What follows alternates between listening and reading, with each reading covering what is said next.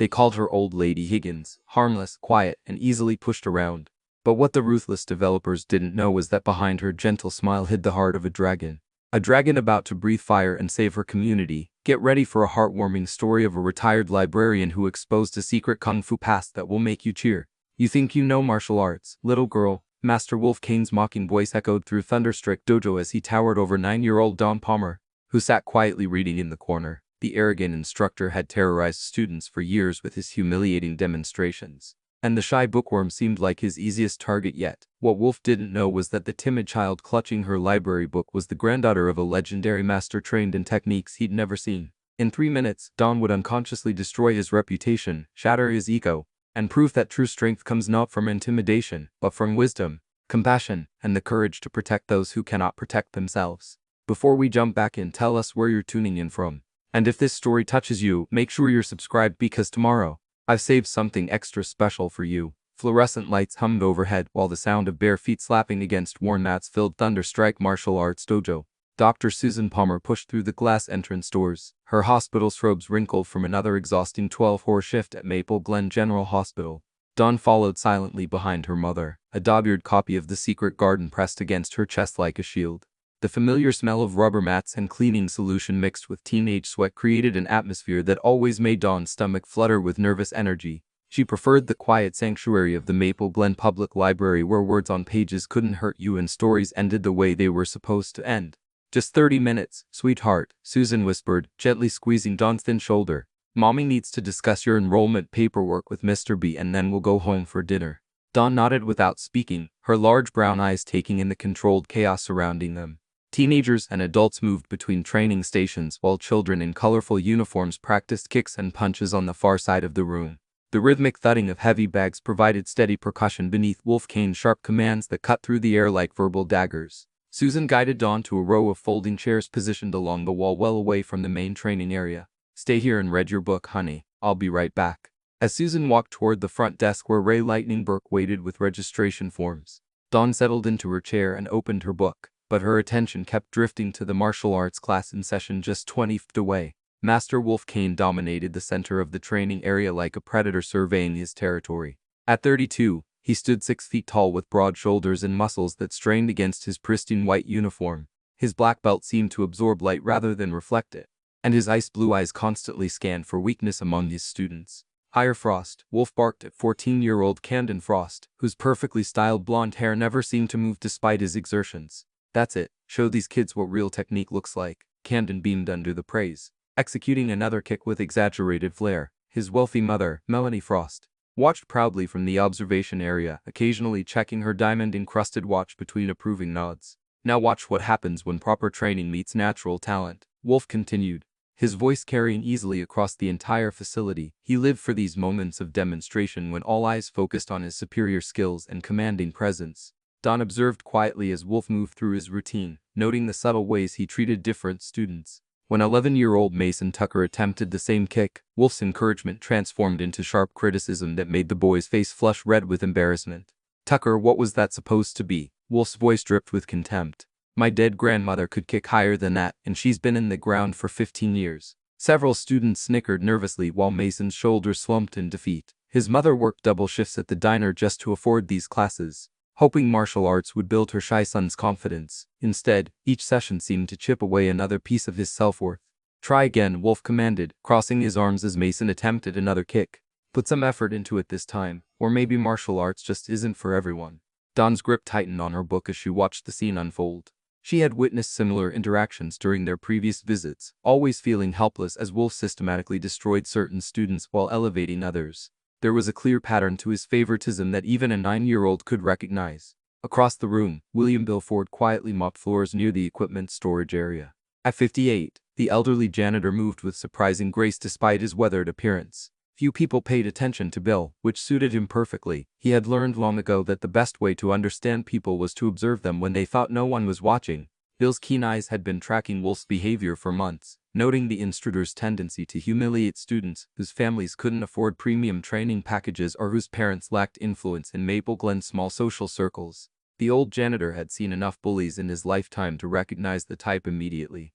Hey Riley, your friend's reading again? 12-year-old Camden whispered to Riley Porter, Nodding toward Dawn's corner, Camden possessed the casual cruelty that often accompanied privilege, though he generally directed it only at targets Wolf had already marked as acceptable victims. Riley turned to look at Dawn and offered a genuine smile. At 12, she possessed the kind of natural confidence that came from supportive parents and athletic ability. Her father worked construction but never missed an opportunity to encourage his daughter's interests regardless of their family's modest income. She always brings books, Riley replied quietly. My dad says some people find strength in different places than others do. Wolf's sharp hearing caught the whispered conversation. His eye of blue eyes swept across the room, landing on Dawn's small figure hunched over her book. A slow predatory smile spread across his face as an idea formed in his mind. He had been looking for a way to demonstrate the importance of proper training and mental toughness to his students, and the quiet little girl in the corner presented the perfect opportunity. Her obvious shyness and bookish nature would make an ideal contrast to the disciplined warriors he was molding. Class, gather around, Wolf announced, his voice taking on the theatrical tone he used for his most memorable lessons. Today we're going to learn about the difference between real martial arts training and fantasy. The students formed a loose circle in the center of the mat area, their expressions ranging from curious to apprehensive. Camden positioned himself directly in front of Wolf, eager to be chosen for whatever demonstration was coming. Riley felt her stomach tighten with unease, recognizing the familiar build-up to one of Wolf's psychological torment sessions. Wolf's gaze fixed on Dawn, who remained absorbed in her book, unaware that she had become the focal point of his attention. You see, anyone can pretend to understand martial arts. They watch movies, read books, maybe take a few classes here and there. But when it comes to facing real skill, real power, the truth always emerges. Several parents in the observation area began paying closer attention, sensing that Wolf was building toward one of his infamous demonstrations. Officer Jeff Stone, who worked out at the gym after his shifts, frowned as he recognized the familiar pattern of Wolf's behavior. Martial arts isn't a game, Wolf continued, beginning to pace around the circle of students. It requires dedication, discipline, and natural ability. Some people have what it takes. He paused dramatically, letting his gaze sweep across the room. Others are just fooling themselves. Dawn finally looked up from her book, sensing the shift in the room's energy. She found herself staring directly into Wolf's cold blue eyes, and her heart began to race. Something in his expression reminded her of the bullies at school, the ones who picked on smaller kids simply because they could. What's your name, little girl? Wolf called out, his voice carrying across the gym with false friendliness. Dawn glanced around, hoping he was talking to someone else, but all eyes had turned toward her. Dawn, she replied quietly, her voice barely audible above the gym's ambient noise. Dawn, Wolf repeated, savoring the moment. That's a pretty name. Tell me, Dawn, do you know anything about martial arts? Dawn's mouth went dry. She could feel the stares of everyone in the gym boring into her, and her natural shyness made her want to disappear into her chair. A little, she whispered. Wolf's smile widened with genuine anticipation. A little? How interesting. He turned back to his students, his voice rising with theatrical excitement. Class, today we have a special volunteer who knows a little about martial arts. Dawn here is going to help us demonstrate the difference between real training and wishful thinking. Several students exchanged uncomfortable glances. Even Camden seemed uncertain about where this was heading, though his competitive nature kept him silent. Near the front desk, Susan Palmer finished her conversation with Ray Burke about registration deadlines and turned to check on Dawn. What she saw made her blood run cold. Riley Porter stepped closer to Dawn's chair, her natural leadership instincts activated by the obvious unfairness of the situation. It's okay, she said softly to Dawn. You don't have to do anything you don't want to do. But Wolf had already committed to his demonstration. Don't worry, Dawn. This will be educational for everyone. Why don't you come over here and show my students what you know about martial arts? The casual cruelty in his tone made several parents shift uncomfortably in their seats. Coach Jennifer Shaw, who had brought her nephew to observe a class, felt her teacher's instincts activate as she recognized emotional bullying in progress. William Ford stopped mopping and leaned against his mop handle, his weathered hands gripping the worn wood as his experienced eyes read the situation with crystal clarity. He had seen this exact scenario play out in different contexts throughout his long life, and he knew it never ended well for the person being targeted. What do you say, Dawn? Wolf pressed, his voice taking on a mock, encouraging tone. Are you going to show my students what real courage looks like? Or are you going to hide behind that book forever? Dawn slowly closed her book and looked around the room. She could see her mother pushing through the crowd of parents trying to reach her. She could see sympathy in some faces and cruel anticipation in others. Most clearly, she could see Wolf Kane's arrogant smirk as he waited for her humiliation to begin. For a moment, the entire gym held its breath. The fluorescent lights seemed to buzz louder, and the distant sound of weights clanging in another section of the facility created an ominous percussion that underscored the tension filling the space. Then Dawn Palmer stood up, her small frame seeming impossibly fragile next to Wolf's imposing presence. But there was something in her posture, something in the way she held her head that made William Ford straighten up and pay very close attention. "Okay," Dawn said quietly, her voice carrying just far enough for Wolf to hear. "I'll show you what I know." Wolf's grin became predatory as he gestured toward the center mat. "Excellent.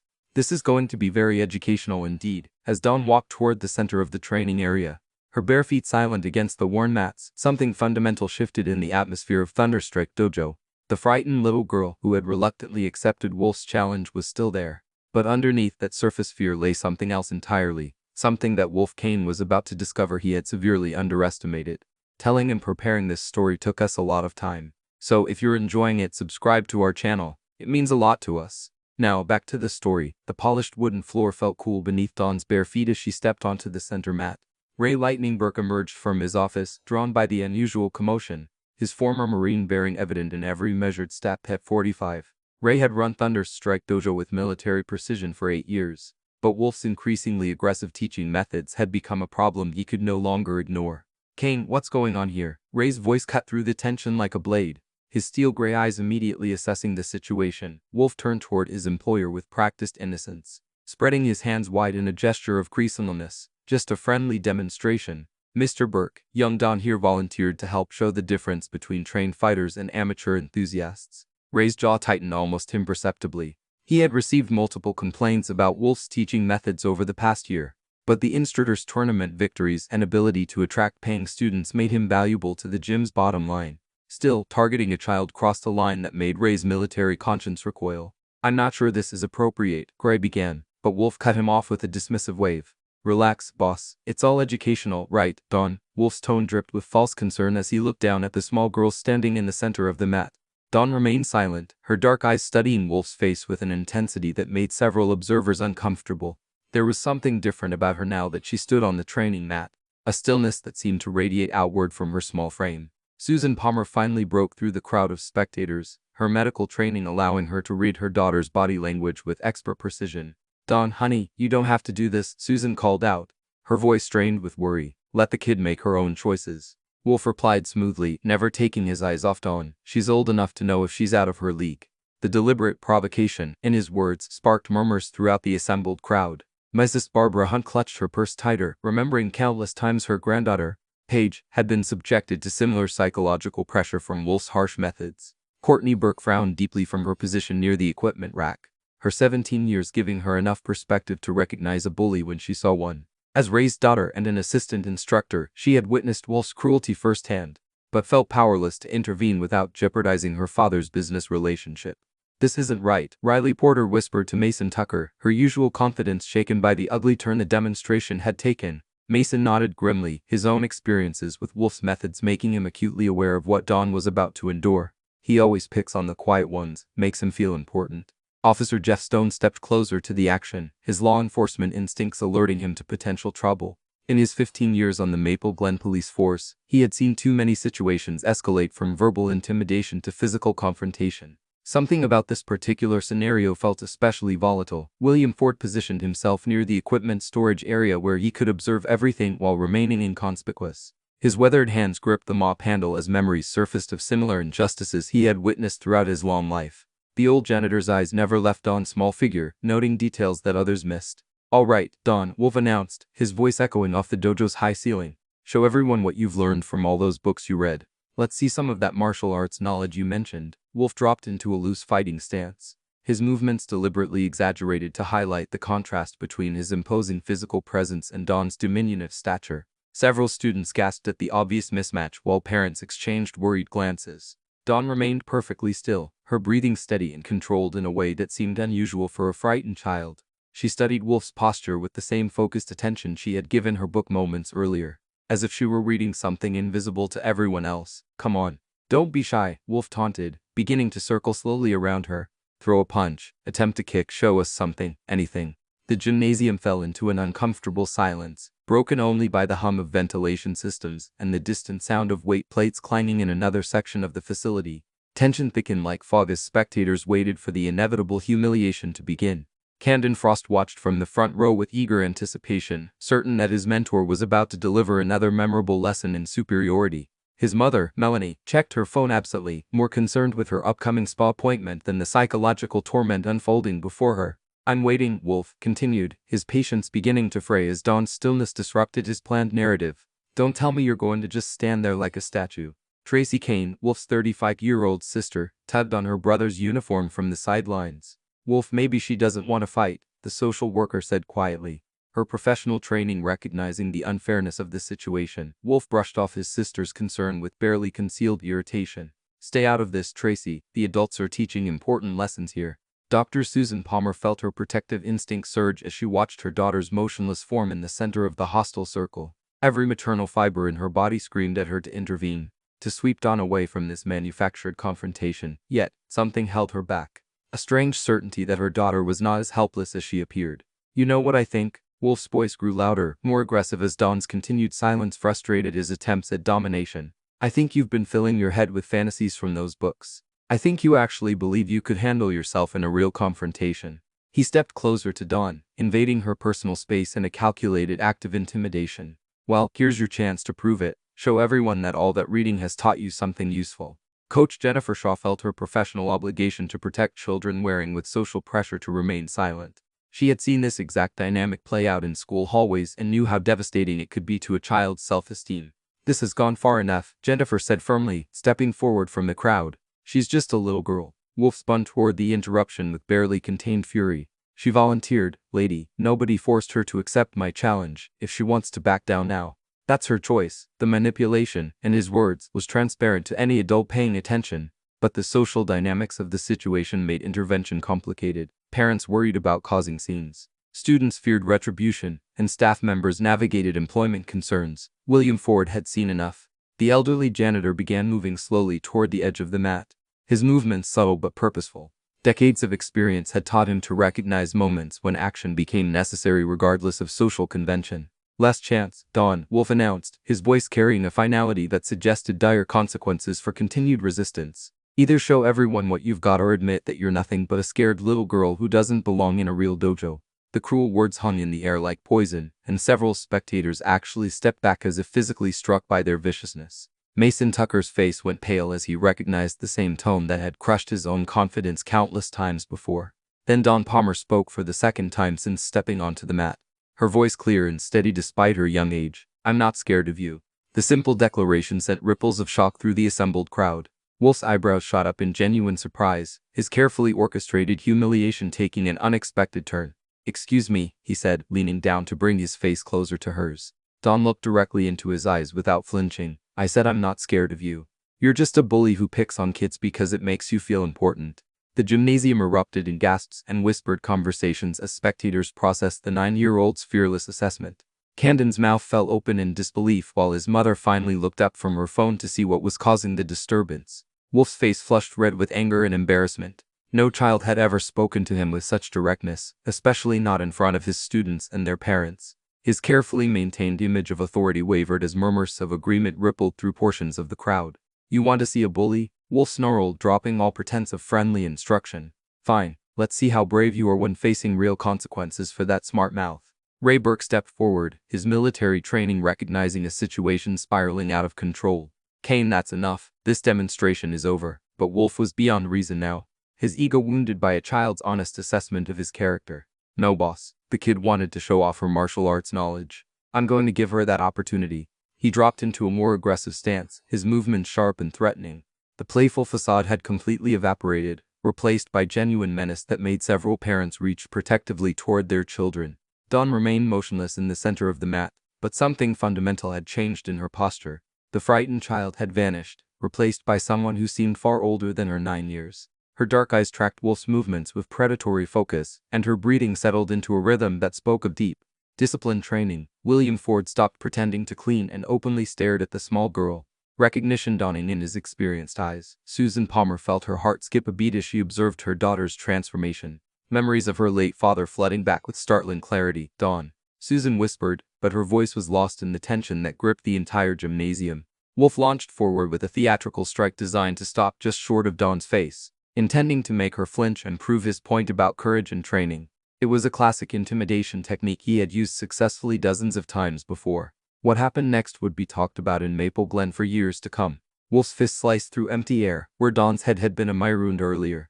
The 9-year-old had moved with liquid precision, a subtle shift of weight that carried her body just beyond the reach of his intimidation tactic. But it wasn't the evasion itself that stunned the watching crowd into absolute silence. It was the effortless grace with which she had executed it, as if she had anticipated his movement before he had even committed to it. "What the hell?" Wolf muttered under his breath, his carefully planned demonstration suddenly derailed by a child who should have been cowering in terror. Dawn's feet returned to their original position on the mat with barely a whisper of sound.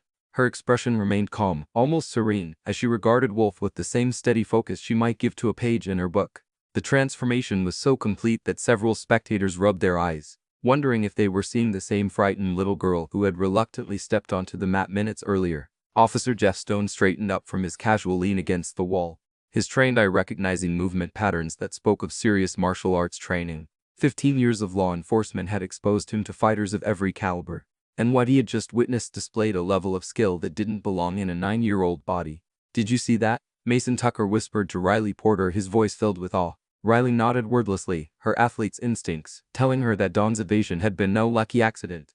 The movement had possessed the kind of controlled precision that came only from years of dedicated practice. Wolf shook his head, attempting to regain his composure and reassert control over the situation. "Lucky dodge, kid, but luck runs out eventually." He feinted left and then swung his right hand in a wide arc designed to force Dawn to stumble backward in panic. The technique was intended to be intimidating rather than harmful, but his wounded pride had added genuine force behind the movement.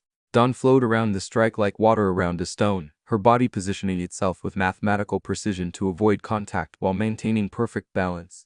This time, several people in the crowd gasped audibly as they witnessed the impossible grace of her movement. William Ford dropped his mop entirely, his weathered hands gripping the edge of a nearby equipment rack. In 58 years of life, he had encountered only a handful of individuals who could move with such natural fluidity. The old janitor's eyes narrowed as he studied Dawn's stance, recognizing elements of classical martial arts forms that most modern practitioners had never even heard of. "This isn't possible," Camden Frost said loudly, his voice cracking with adolescent confusion. "She's just a little kid." Mrs. Melanie Frost finally gave the demonstration her full attention, her social media scrolling forgotten as she tried to process what her eyes were telling her. The woman, who had dismissed the entire exercise as beneath her notice, suddenly found herself witnessing something that defied explanation. Wolf's face had gone from red to pale as the reality of his situation began to dawn on him. 3 attempts at intimidation had failed completely, and worse yet, the child hadn't even appeared to exert effort in avoiding his strikes. She moved with the casual confidence of someone who knew exactly what he was going to do before he did it.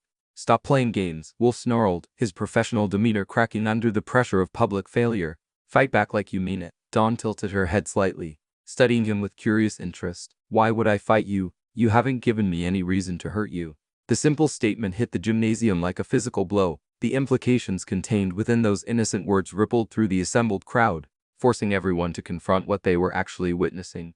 This wasn't a demonstration of superior skill overwhelming amateur dabbling. This was a trained fighter choosing restraint over dominance. Ray Burke felt ice water replace the blood in his veins as the true nature of the situation became clear. His military experience had taught him to recognize different levels of threat assessment, and what he was seeing from Dawn suggested capabilities that shouldn't exist in someone her age. "Ray, who is that child?" Officer Stone asked quietly, moving to stand beside the dojo owner. "Dr. Palmer's daughter," Cree replied, his voice barely above a whisper. "She comes in here maybe twice a week while her mother handles registration paperwork. Always sits in that corner reading books." "Well, she's been reading more than fairy tales," Stone observed grimly. "That kid has serious training." Susan Palmer pushed through the crowd with renewed urgency, her medical background allowing her to read the subtle signs of escalating aggression in Wolf's body language. She had hoped never to see her daughter forced into this kind of situation, but life had a way of bringing the past into the present, whether you wanted it or not. "Dawn, sweetheart," Susan called out, her voice carrying clearly across the silent gymnasium. "Come here, please." But Dawn didn't move from her position in the center of the mat.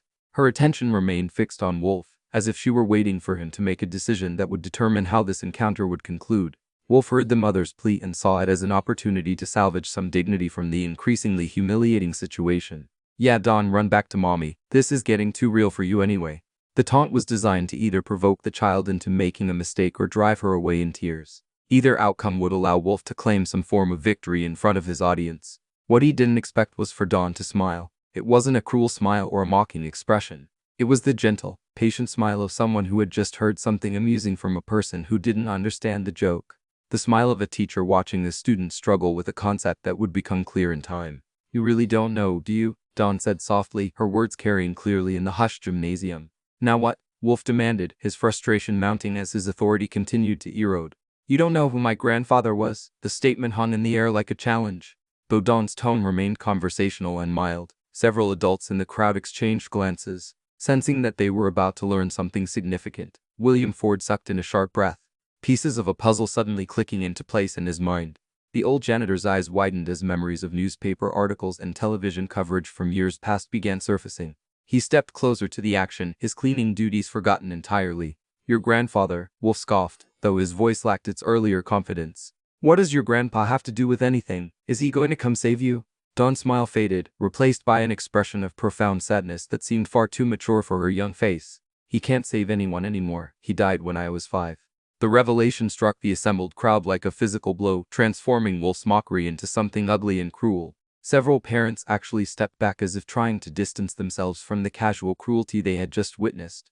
"But before he died," Dawn continued, her voice growing stronger, "he taught me everything he knew about martial arts. Everything his father taught him and everything his grandfather learned in the mountains of China." Susan Palmer felt tears prick at the corners of her eyes as her daughter spoke openly about the loss that had shaped both their lives. She had tried so hard to give Dawn a normal childhood, to let her choose her own path without the weight of legacy and expectation. But some inheritance couldn't be escaped. "He was Master Chen Palmer," Dawn said quietly, her words carrying clearly to every corner of the gymnasium. "Maybe you've heard of him." The name hit William Ford like lightning, confirming suspicions that had been building in his mind. Several other adults in the crowd began murmuring as recognition dawned.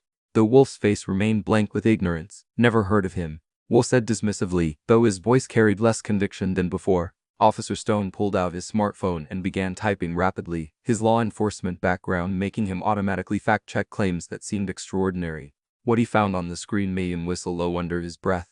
"Holy cow," Stone muttered, then turned his phone so Ray Burke could read the Wikipedia article that had appeared. After a simple search, Ray's face went white as he absorbed the information displayed there. "Master Chen Palmer," Stone read aloud, his voice carrying clearly across the now silent gymnasium. "Five-time world champion in traditional kung fu, founder of the Palmer Dragon style, considered one of the most naturally gifted martial artists of his generation before his death in a mountain climbing accident 4 years ago." Here, the words fell into the hushed space like stones in still water, creating ripples of shock and understanding that spread throughout the assembled crowd. Wolf's mouth fell open as the implications of what he had been doing began to sink in. "That little girl," Stone continued, his voice filled with something approaching awe, "is the granddaughter of one of the most accomplished martial artists in modern history." Dawn stood perfectly still in the center of the mat, her small frame suddenly seeming to carry the weight of an incredible legacy. The frightened child who had reluctantly accepted Wolf's challenge had vanished completely, replaced by someone who clearly understood exactly what she was capable of. Tracy King covered her mouth with her hands, finally understanding why her brother's usual intimidation tactics had failed so spectacularly. As a social worker, she had learned to recognize children carrying trauma and loss. But she had never imagined that Dawn's quiet demeanor masked such extraordinary heritage.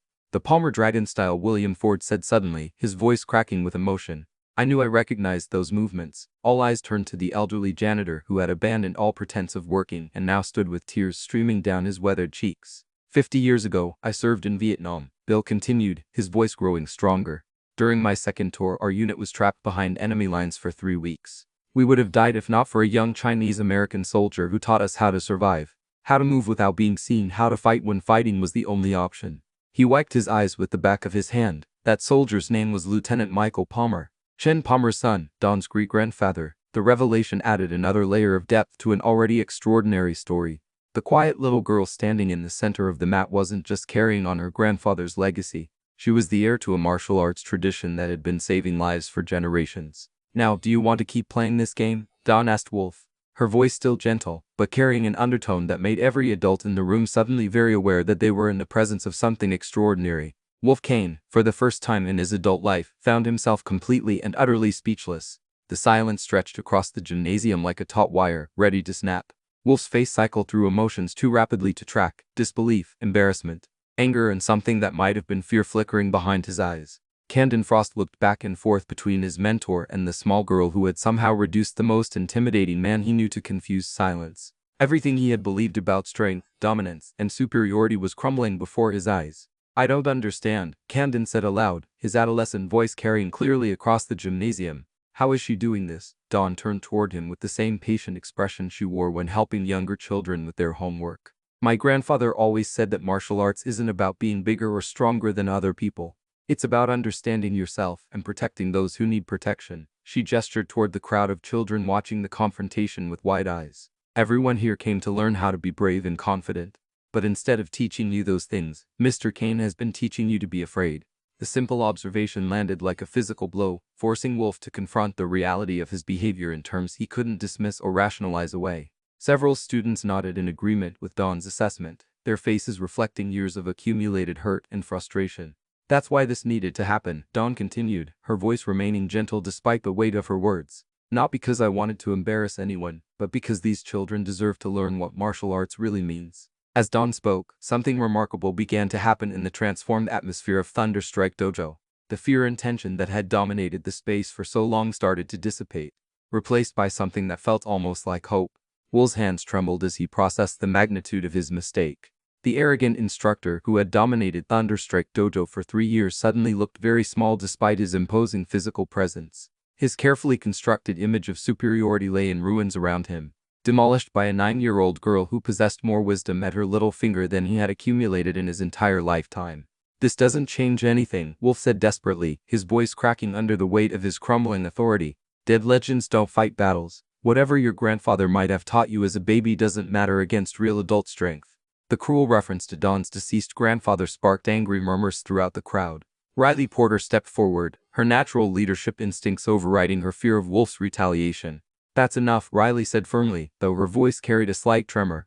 You don't get to talk about her family like that. Other students began finding their voices. Emboldened by Riley's courage and Dawn's example, Mason Tucker, who had spent months cowering under Wolf's verbal abuse, straightened his shoulders and spoke up. She's right, you've been mean to all of us for no reason. Even Shy Paige Hunt, barely 8 years old and usually too frightened to speak above a whisper, took a brave step forward. My grandma says bullies are just scared people who forgot how to be nice. Mrs. Barbara Hunt beamed with pride as her granddaughter found the courage to speak truth to power. The retired teacher had spent 40 years helping children overcome their fears. And watching Paige stand up to Wolf represented a victory that went far beyond martial arts training. Wolf spun toward the children with wild eyes, his professional mask finally slipping completely. Shut up all of you, you don't know what real martial arts training looks like. Actually, Dawn said quietly, her voice cutting through Wolf's desperate outburst like a gentle blade.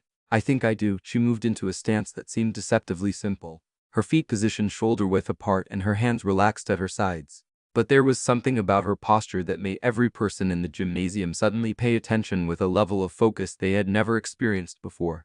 The air itself seemed to change around Dawn, becoming charged with potential energy. William Ford recognized the stance immediately. It was the same one Lieutenant Michael Palmer had used 50 years ago in the jungles of Vietnam just before single-handedly taking out an enemy patrol that had trapped their unit. This is what my grandfather taught me about real strength, Dawn said, her young voice carrying an authority that seemed to emanate from generations of accumulated wisdom. It's not about hurting people or making them afraid. It's about protecting those who can't protect themselves. Wolf looked around the gymnasium and saw his empire collapsing. Students who had once flinched at his approach now stood tall, supported by Dawn's example and each other's courage. Parents who had previously remained silent about his abusive methods were exchanging meaningful glances that promised difficult conversations about his future employment. In a last desperate attempt to salvage his reputation, Wolf charged forward with genuine intent to overwhelm Dawn through brute force and superior size. His movements carried real violence this time, driven by ego and desperation rather than theatrical intimidation. What happened next would be replayed in the minds of everyone present for the rest of their lives. Dawn didn't move like a child. She didn't even move like a typical martial artist. She moved like flowing water given human form, like wind that had learned to dance, like poetry written in motion across the canvas of space and time. Wolf's attack seemed to slow to a crawl as Dawn flowed around it. Her body positioning itself with impossible precision, she redirected his momentum with a touch so light it barely qualified as contact. Yet, the result was devastating. Wolf's own force carried him past her and into the equipment rack with a crash that echoed through the gymnasium like thunder. The sound of Wolf's body hitting the metal rack was followed by the clatter of falling weights and exercise equipment. Then silence so complete that the hum of the ventilation system seemed deafening. Wolf lay sprawled among the scattered equipment, his eyes wide with shock and his breath coming in ragged gasps. He wasn't seriously injured. Don's technique had been too precise for that, but his pride had been obliterated so completely that he seemed unable to comprehend what had just happened to him. Dawn stood exactly where she had been before Wolf's attack, her feet in the same position, her breathing unchanged. She looked down at the fallen instructor with something that might have been pity. "That's what real martial arts looks like," she said quietly. "It's about ending conflicts without causing unnecessary harm." The gymnasium erupted into chaos as the implications of what they had witnessed began to sink in. Parents rushed toward the action, students talked excitedly among themselves, and staff members tried to process the complete reversal of power dynamics that had just occurred. The actions officer Stone was the first adult to reach Wolf, his law enforcement training kicking in as he assessed whether medical attention was needed. "Are you hurt?" he asked, though Wolf's injuries appeared to be primarily psychological. Wolf shook his head numbly, unable to form coherent words. The man who had terrorized children for years had been reduced to speechless confusion by someone who barely reached his waist. Ray Burke approached Dawn with a mixture of awe and concern. "Miss Palmer, that was extraordinary. Are you all right?" Dawn nodded solemnly. "I'm fine, Mr. Burke. I'm sorry about the mess, but he needed to learn that lesson." The matter-of-fact way she delivered this assessment of a grown man's education made several adults exchange amazed glances.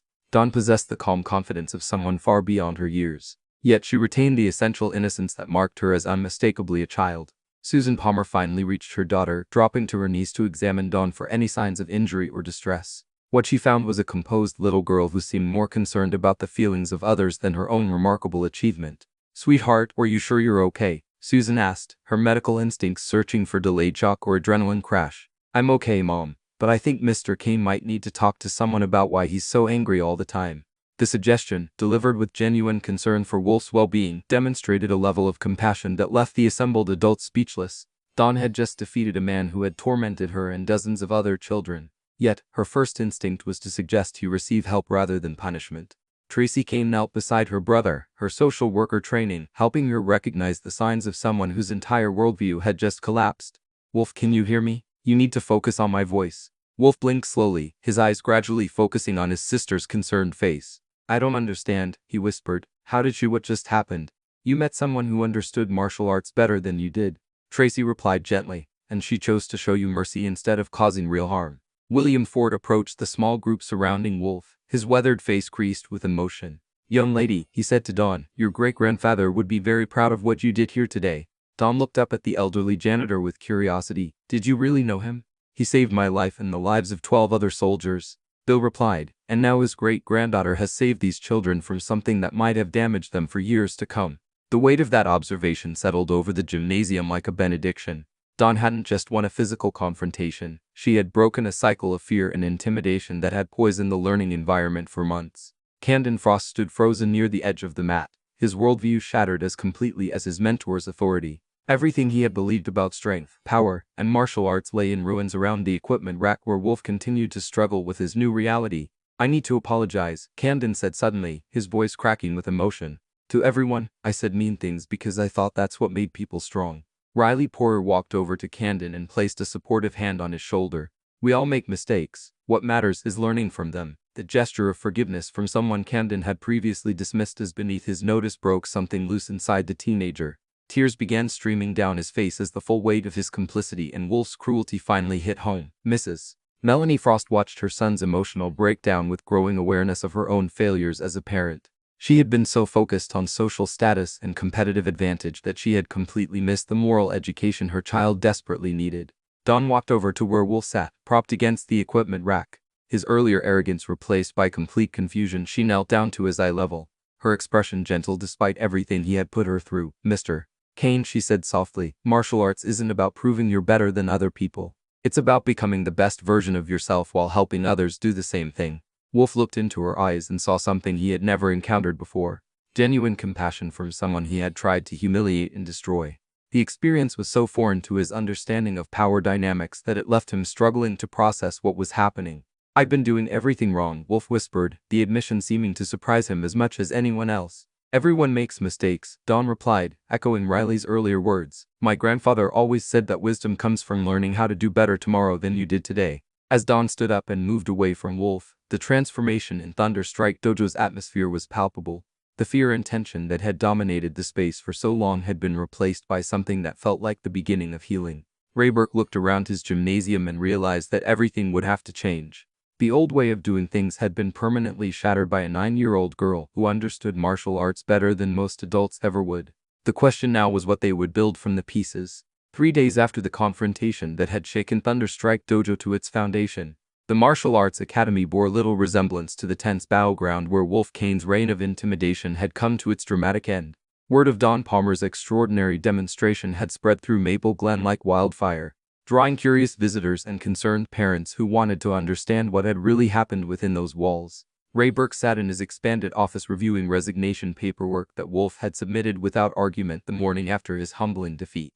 The document lay unsigned on Ray's desk while he wrestled with decisions that would reshape his business and potentially transform the lives of dozens of students who had suffered under Wolf's harsh methods. A gentle knock on his office door interrupted Ray's contemplation. "Come in," he called, straightening the papers scattered across his desk. Dr. Susan Palmer entered the office wearing casual civilian clothes instead of her usual hospital robes, her bearing carrying the quiet confidence of someone accustomed to making life and death decisions under pressure. Her dark eyes assessed Ray with the same analytical intensity her daughter had displayed during the confrontation with Wolf. "Dr. Palmer," Cree said, rising from his chair with military precision. "Thank you for coming. Please have a seat." Susan settled into the worn leather chair across from Ray's desk, her expression thoughtful but guarded. "You said you wanted to discuss Don's future involvement with the dojo." Ray nodded, choosing his words carefully. "What happened here 3 days ago has forced me to confront some uncomfortable truths about how this facility has been operating. Wolf's methods created an environment that was toxic for many of our students, particularly those who didn't fit his narrow definition of potential." "I've heard similar concerns from other parents," Susan replied diplomatically. "Don mentioned that some of the children seemed afraid during classes." "More than afraid," Ray admitted, his military honesty compelling him toward brutal self-assessment. "Terrified, humiliated, and in some cases genuinely traumatized. I've received 23 phone calls since Monday from parents sharing stories about their children's experiences that I frankly didn't want to acknowledge." Susan's expression softened slightly as she recognized the weight of responsibility bearing down on the former Marine shoulders. Children often hide their pain to protect the adults they love. It takes extraordinary circumstances for that truth to surface. Cry leaned back in his chair, suddenly looking every one of his 45 years. "Your daughter created those extraordinary circumstances. The question now is what we do with the opportunity she's given us." Before Susan could respond, another knock interrupted their conversation. Ray called for entry and Officer Jeff Stone stepped into the office wearing civilian clothes but carrying himself with the unmistakable bearing of law enforcement. "Sorry to interrupt," Stone said, "but I wanted to follow up on our conversation from yesterday about the legal implications of what occurred here. Officer Stone has been helping me understand the potential ramifications of Wolf's behavior toward the children," Ray explained to Susan, "particularly regarding systematic psychological abuse of minors." Stone pulled out a small notebook, his expression serious but not accusatory. "Dr. Palmer, I've spoken with several parents whose children witnessed the incident. The unanimous consensus is that your daughter acted in clear self-defense against what could reasonably be characterized as assault." Susan felt her protective instinct surge though she kept her voice level. "Are you suggesting that charges should be filed against your daughter?" "Absolutely not," Stone replied immediately. "What she did was textbook defensive action. The concern is Wolf's pattern of systematic intimidation and emotional abuse spanning several years." Ray's face pat as the legal ramifications of years of willful ignorance began to crystallize. "How serious could this become?" "That depends on whether parents decide to pursue formal complaints," Stone answered honestly. "But I didn't come here to discuss legal problems. I came here because my own daughter attends classes at this dojo, and I want to know what changes you're planning to implement." The revelation that Stone had personal stakes in the dojo's future added urgency to the conversation. Susan studied both men's faces, recognizing the weight of community expectations settling on their shoulders. "What exactly are you proposing?" Susan asked Ray directly. Ray took a deep breath, committing himself to a course of action that had been forming in his mind since witnessing Don's demonstration. "I want to offer your daughter a position as youth instructor, with you serving as program coordinator and supervisor." The proposal hung in the air between them like a bridge spanning a chasm of uncertainty. Susan's mind raced through implications, complications, and possibilities that such an arrangement would create. "She's 9 years old," Susan said quietly. "She's also the most skilled martial artist I've ever seen," Ray replied, "and more importantly, she understands something about teaching and leadership that Wolf never grasped in 3 years of employment." Stone nodded his agreement. "I watched her interact with the other children after the demonstration. They listened to her in a way they never listened to Wolf. There's respect there, but also genuine affection. The insurance implications alone would be staggering," Susan pointed out, her medical background making her acutely aware of liability issues. I've already spoken with our carrier, Cree said. If you're willing to serve as official instructor with Dawn as an assistant, they're comfortable with the arrangement. Your medical background actually makes you an ideal candidate from their perspective. Susan considered the proposal while weighing factors that went far beyond simple career decisions. Accepting would mean abandoning any pretense of normal childhood for Dawn, but it might also provide an opportunity to honor her father's memory while helping children who desperately needed positive role models. I'd need to discuss this with Dawn, Susan said finally. This would be her decision as much as mine. Of course, Ray agreed. But before you make any decisions, there's something else you should know. He pulled a manila folder from his desk drawer and slid it across to Susan.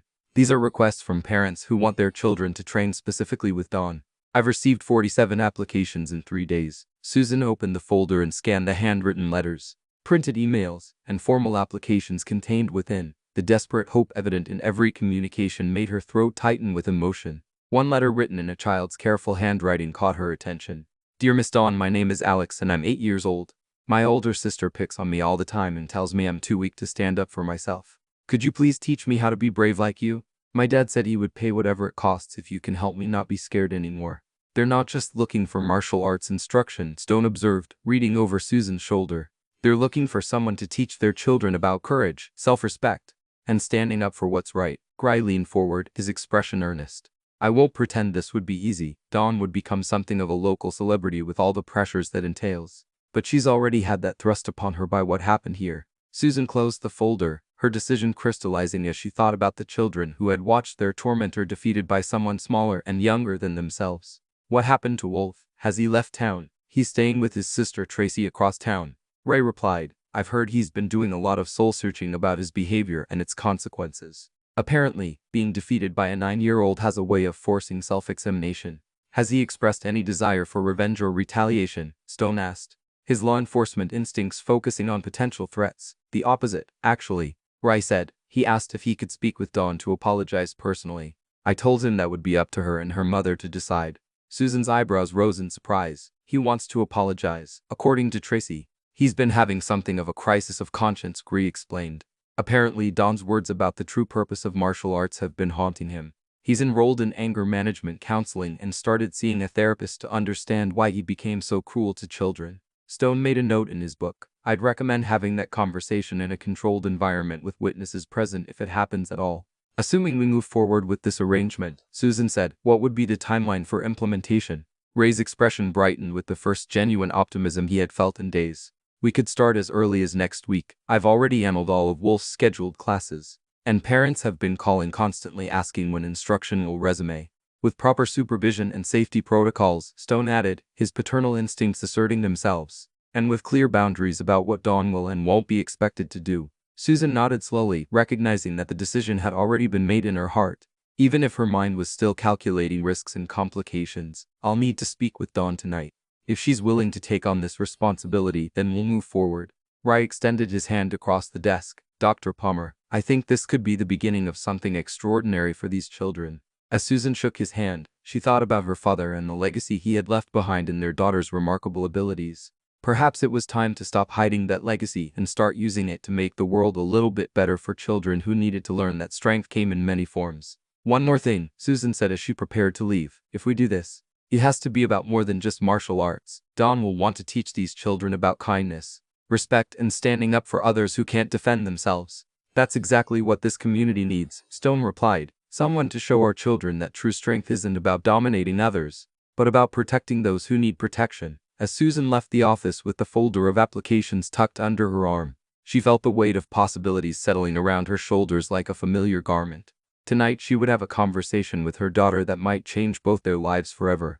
The Palmer family kitchen felt smaller than usual as Susan spread the manila folder's contents across their worn wooden table. Evening light filtered through gauze curtains, casting gentle shadows over the handwritten letters and typed applications that represented dozens of families seeking hope in the aftermath of what local news outlets had begun calling the Thunderstrike incident.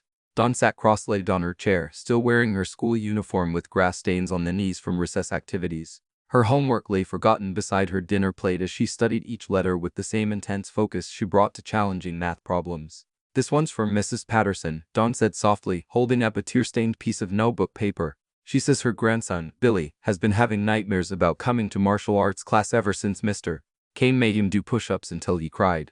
Susan felt her heart tighten as she watched her daughter process the weight of other children's pain. How does that make you feel, sweetheart? Dawn set down the letter carefully as if it were fragile. Sad but also angry and maybe a little scared too. Scared of what? What if I can't help them? What if I say the wrong thing or teach them something incorrectly?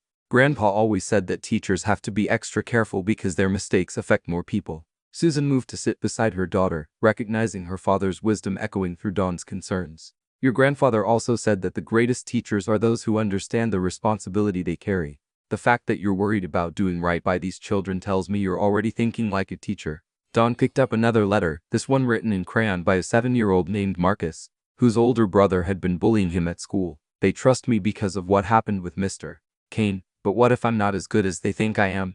Honey, you defeated a grown man with years of training using principles your grandfather taught you about protecting others. These children don't need you to be perfect. They need you to care about them the way you cared about Mason and the other kids who were being hurt. Before Dawn could respond, the doorbell chimed through their modest home. Susan glanced at the clock, surprised by the late hour of their unexpected visitor. I'll get it, Susan said, but Dawn had already hopped down from her chair and was padding toward the front door in her sock feet. Through the door's frosted glass, Susan could make out two figures silhouetted against the porch light.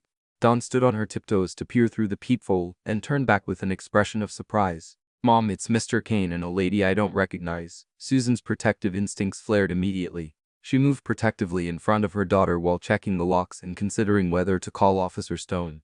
Through the glass, Susan could see Wolf Kane standing beside a middle-aged woman with kind eyes and prematurely gray hair. Wolf looked markedly different from the imposing figure who had terrorized students just days earlier. His shoulders slumped with genuine shame, dark circles shadowed his eyes, and his usual confident bearing had been replaced by something approaching humility. Dr. Palmer Wolf's voice came through the door, muffled, but clearly audible. I know this is unexpected, but I was hoping we could talk. I brought my sister Tracy with me. Susan hesitated, weighing risks against the possibility that Wolf's presence might represent genuine remorse rather than retaliation. What do you want to discuss? I want to apologize to Dawn, Wolf replied, his voice carrying none of its former arrogance, and I want to ask her something important. Dawn tugged on her mother's sleeve. Mom, I think we should hear what he has to say. Absolutely not. We don't owe him anything and I won't have you subjected to.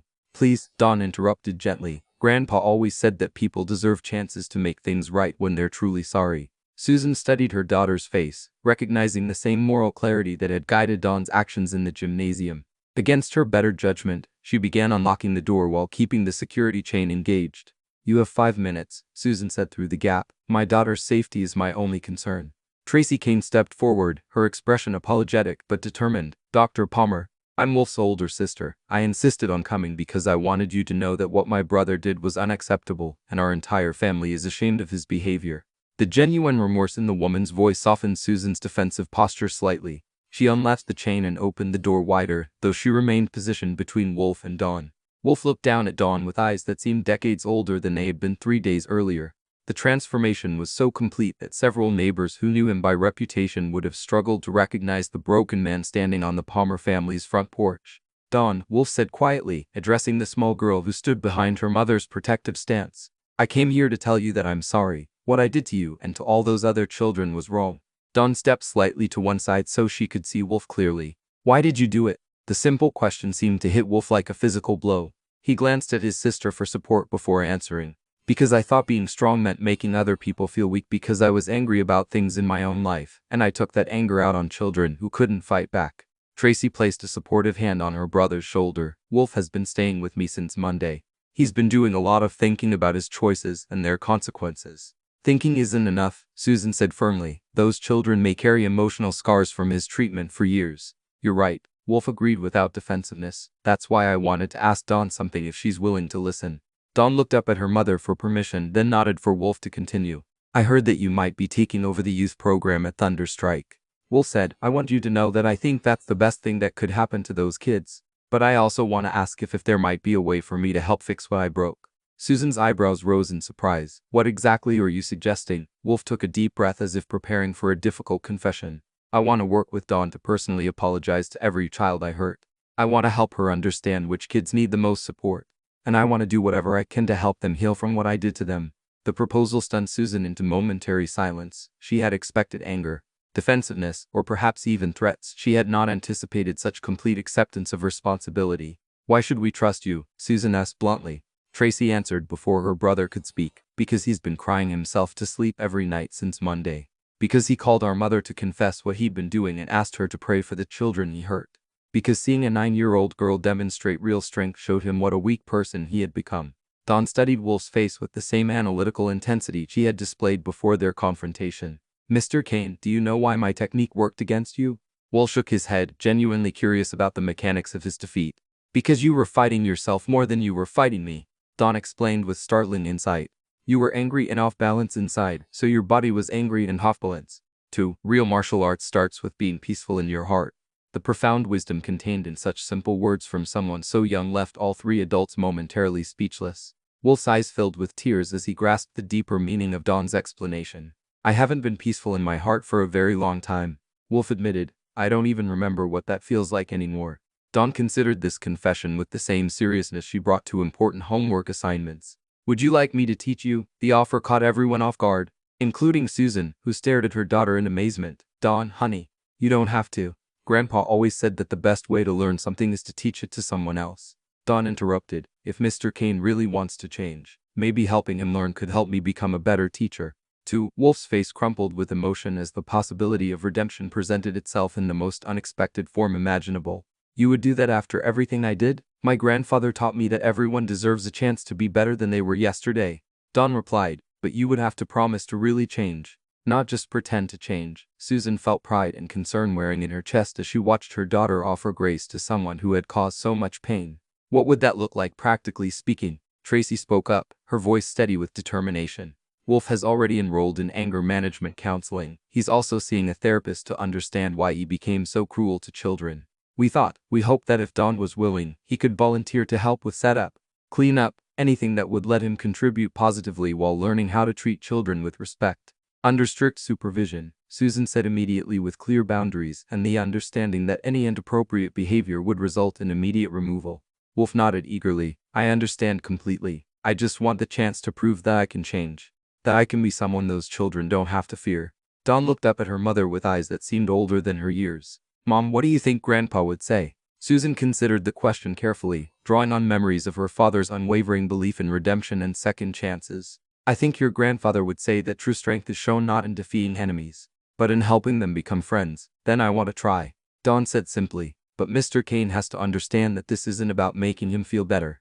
This is about helping the children he hurt." Wolf wiped his eyes with the back of his hand, his voice thick with emotion. "I understand. And Dawn, thank you for being the kind of person who gives second chances to people who probably don't deserve them." As the Kane siblings prepared to leave, Tracy turned back with one final thought. "My brother may have lost his way, but what you did in that gymnasium reminded him of why he started studying martial arts in the first place. Sometimes it takes a child to show adults what we've forgotten about being human." After they left, Susan and Dawn returned to the kitchen where the letters from hopeful family still covered the table. But now those letters represented something more than just a career opportunity. They represented a chance to build something better from the ruins of what had been broken. "Are you sure about this, sweetheart?" Susan asked as they began organizing the applications. Dawn smiled with quiet confidence. "Grandpa always said that the hardest fights are the ones where everybody wins in the end. I think this might be one of those fights." 2 weeks later, Thunderstrike Martial Arts Dojo buzzed with nervous energy as families arrived for the first session of what Ray Burke had officially designated the new Foundation's youth program. The gymnasium had undergone subtle but significant changes. Harsh fluorescent lighting had been replaced with warmer LED fixtures. Motivational posters emphasizing respect and personal growth adorned the walls, and child-sized equipment had been arranged in welcoming circles rather than intimidating rows. Susan Palmer stood near the entrance greeting arriving families with a confident professionalism that had served her well in medical practice. She wore a simple black uniform bearing a patch that read Program Director, while her medical bag remained visible on a nearby bench, a reminder that safety remained paramount in their new venture. "Mrs. Patterson, how is Billy feeling about today?" Susan asked as a nervous-looking woman entered with a small boy clinging to her hand. "Better since we talked about Miss Dawn being his teacher," Mrs. Patterson replied, though worry lines remained etched around her eyes. "He's been practicing the breathing exercises she taught him over the phone." Indeed, 8-year-old Billy Patterson looked markedly different from the terrified child who had suffered under Wolf's harsh instruction. While still shy, he carried himself with slightly more confidence, and his eyes tracked toward the center of the gymnasium where Dawn was arranging training materials. Dawn moved through her preparations with methodical precision, checking mat placement and organizing colored belts according to size rather than rank. Her small stature seemed less remarkable now that the space around her had been redesigned to accommodate children rather than intimidate them. William Ford emerged from the equipment storage area carrying a stack of foam training pads. His weathered face creased with satisfaction. The elderly janitor had volunteered to assist with the new program, his decades of life experience proving invaluable in creating a safe environment for vulnerable children. "Everything's set up according to your specifications, Miss Dawn," William reported with genuine respect in his voice. "The safety mats are positioned exactly where you requested." "Thank you, Mr. Ford," Dawn replied, checking items off a handwritten list. "Did you remember to remove all the mirrors from the children's eye level?" "Everyone," William confirmed. "Like you said, they need to focus on how their bodies feel, not how they look to others." The thoughtful attention to psychological details reflected lessons Dawn had absorbed from both her grandfather's teachings and her own recent experiences with intimidation. Every aspect of the new program had been designed to build confidence rather than highlight inadequacy. Mason Tucker entered the gymnasium with his mother, Nancy, his posture dramatically improved from the hunched, fearful stance he had displayed under Wolf's instruction. The 11-year-old wore a fresh white uniform that his mother had purchased specifically for this new beginning. "Good afternoon, Mason," Dawn called out warmly. "Are you ready to learn some new techniques today?" Mason's face brightened with genuine enthusiasm. "Yes, Miss Dawn. I've been practicing this dance you showed me, and I think I'm getting better at keeping my balance. Balance comes from the inside first."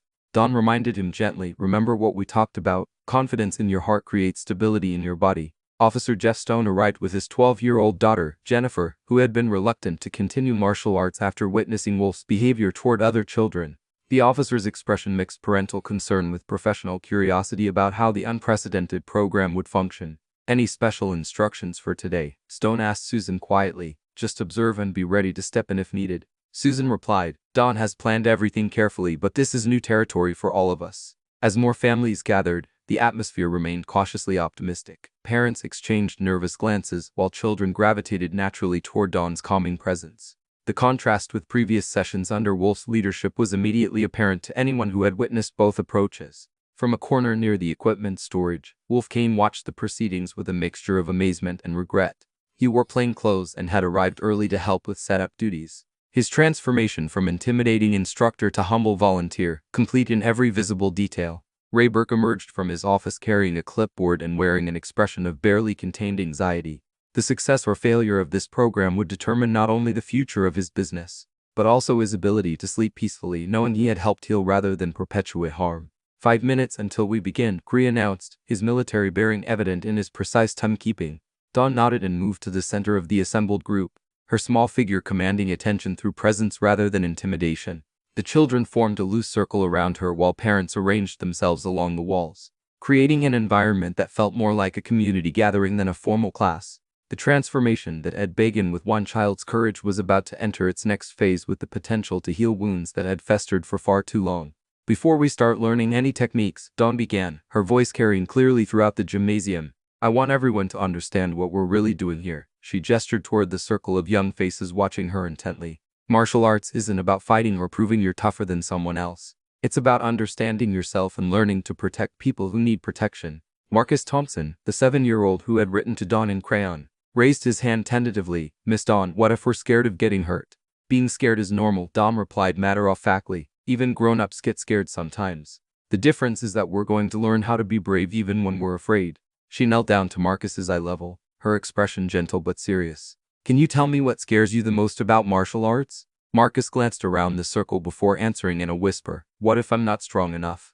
What if everyone laughs at me like they did before?" "Marcus, look around this circle," Dawn instructed. "Do you see anyone here who wants to laugh at you?" The boy's eyes traveled from face to face, finding only supportive expressions and understanding nods. Several children had experienced similar fears, and their shared vulnerability created an immediate bond. "Real strength isn't about your muscles," Dawn continued. "It's about being kind to others and standing up for what's right. Even when it's hard, your muscles will get stronger as we practice. But your heart is already strong enough." The simple wisdom contained in her words resonated through the assembled group, touching both children and adults with its fundamental truth. Several parents found themselves taking notes, recognizing teaching principles that could benefit their families beyond martial arts instruction. Riley Porter, now 13, and displaying the natural leadership qualities that had emerged since Wolf's departure, stepped forward with visible determination. Miss Dawn, I want to learn how to help other kids who are being picked on. Can you teach me that? That's exactly what we're going to learn. Dawn confirmed. But first, we need to understand that the best way to help others is to be confident and peaceful ourselves. Bullies look for people who seem afraid or angry. If we're calm and sure of ourselves, we can often stop problems before they start. She demonstrated by standing perfectly still, her posture relaxed but alert. This is called ready position, not ready to fight, but ready to help, ready to protect, ready to make good choices even when someone is trying to make us angry. The children began mimicking her stance, their movements awkward but earnest. Dawn moved among them, offering gentle corrections and encouragement that built confidence rather than highlighting mistakes. Billy, your breathing is perfect, she told the 8-year-old who had previously been reduced to tears during training. When you breathe calmly, your whole body becomes stronger. Billy beamed with pride, his transformation from fearful victim to eager student evident to everyone watching. His mother, Mrs. Patterson, wiped away tears as she witnessed her son's renewed confidence. From his position near the storage area, Wolfgang observed the proceedings with growing understanding of how fundamentally he had misunderstood the purpose of martial arts instruction. The children responded to Dawn's gentle guidance with enthusiasm rather than fear, their natural curiosity flourishing in an environment of support rather than intimidation.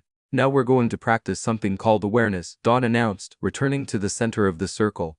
This means paying attention to what's happening around us without getting worried or upset about it. She had the children close their eyes and listen to the sounds in the gymnasium, the hum of ventilation, distant voices from other parts of the building, the soft breathing of their classmates. The exercise helped them focus their attention while remaining calm and centered. Paige Hunt, the shy 8-year-old who had barely spoken above a whisper during Wolf's classes, opened her eyes with a look of wonder.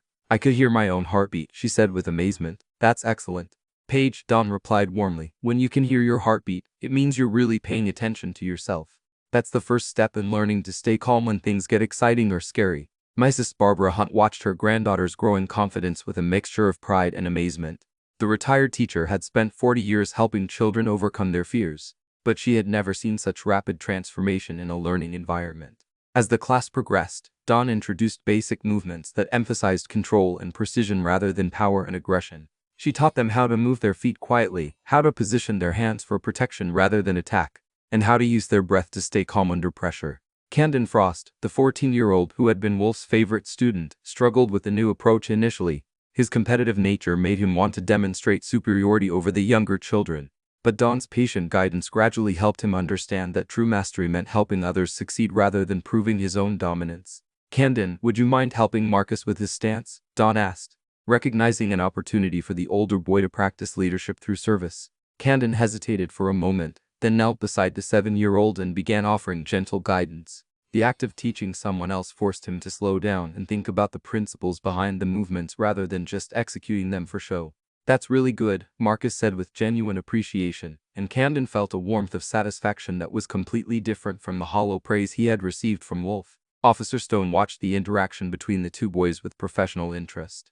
His experience with youth programs had taught him to recognize moments when positive peer relationships began forming, and what he was seeing exceeded his most optimistic expectations. 30 minutes into the session, Dawn called for a water break and gathered the children in a smaller circle for what she called heart talk, a time to discuss feelings and experiences without judgment. How is everyone feeling so far? Dawn asked, her voice gentle and encouraging. Different, said Jennifer Stone, Officer Stone's daughter. Good, different. Like I don't have to worry about making mistakes. Mistakes are how we learn, Dawn replied. My grandfather always said that the person who makes the most mistakes is usually the person learning the most. Mason Tucker raised his hand eagerly. Miss Dawn, why do you know so much about martial arts when you're still a kid like us? Dawn considered the question carefully, recognizing an opportunity to share something meaningful about her family's legacy. My grandfather started teaching me when I was very little because he said I had a gift for understanding how bodies move. But the most important thing he taught me wasn't about fighting.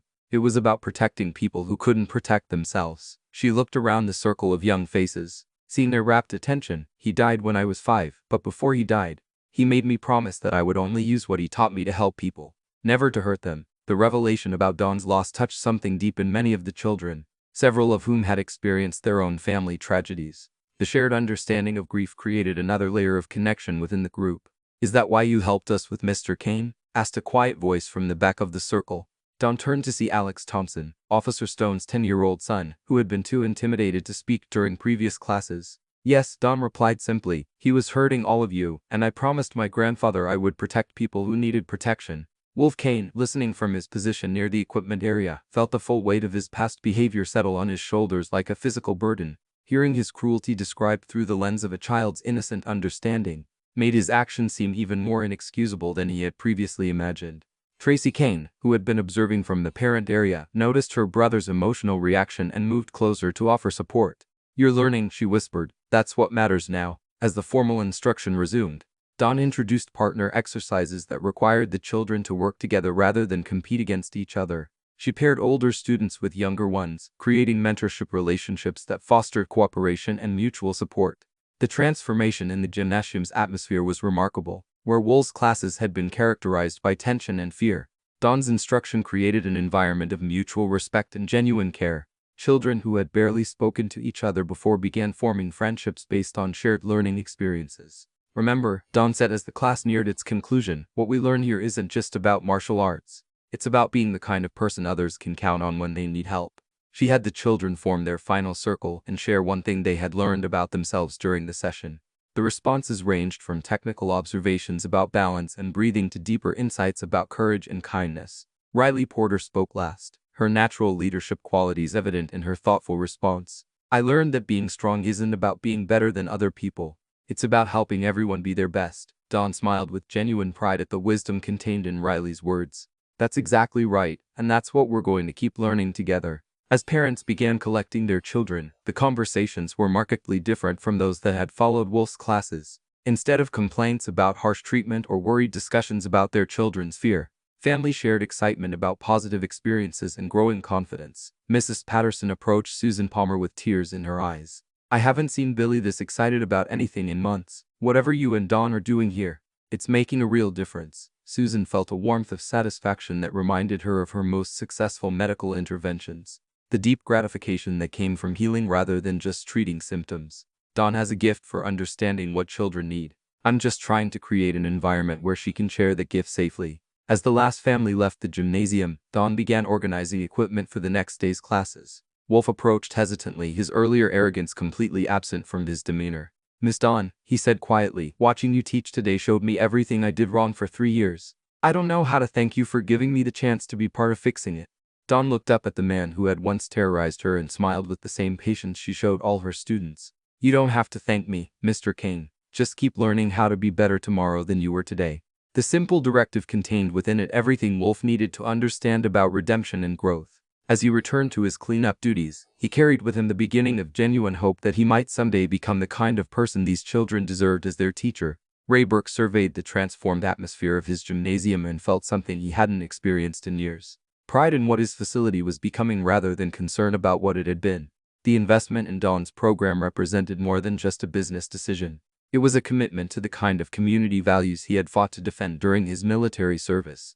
The first session of the new Foundation's youth program had exceeded everyone's expectations, but Dawn knew it was only the beginning of a much longer journey toward healing and growth for all involved. 6 weeks after the first new Foundation session, Thunderstrike Dojo had become the epicenter of a transformation that extended far beyond its walls into the broader Maple Glen community. Word of Dawn's innovative teaching methods and the remarkable changes in participating children had spread throughout the region, drawing educational consultants, child psychologists, and martial arts instructors from neighboring towns who wanted to understand what many were calling a revolutionary approach to youth development.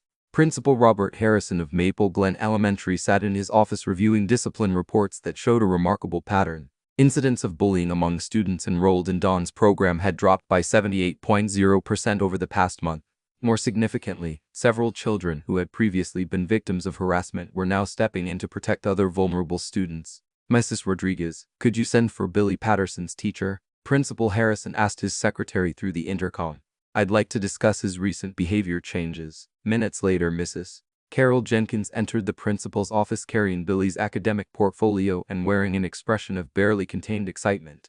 The veteran third-grade teacher had witnessed many student transformations during her 20-year career, but none quite like what she had observed in Billy Patterson. Principal Harrison, I was hoping you'd want to discuss Billy's progress, Mrs. Jenkins said, settling into the chair across from his desk. The change in that child has been nothing short of remarkable.